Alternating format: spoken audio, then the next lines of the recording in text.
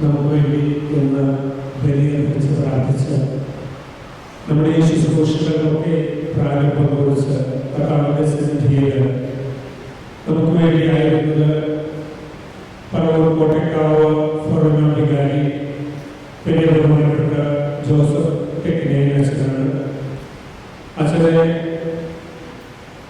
ഏറ്റവും സ്നേഹത്തോടുകൂടി നിങ്ങളെല്ലാവരുടെയും പേരിൽ പറവൂർ സബ്സോണിന്റെ പേരിൽ നന്ദി പറയുന്നു. അതോടൊപ്പം തന്നെ അച്ഛൻ്റെ എല്ലാ ശുശ്രൂഷകളെയും ദൈവസന്നിധിയിലേക്ക് സമർപ്പിച്ചുകൊണ്ട് അച്ഛനെ സമൃദ്ധമായി അനുഗ്രഹിക്കട്ടെ.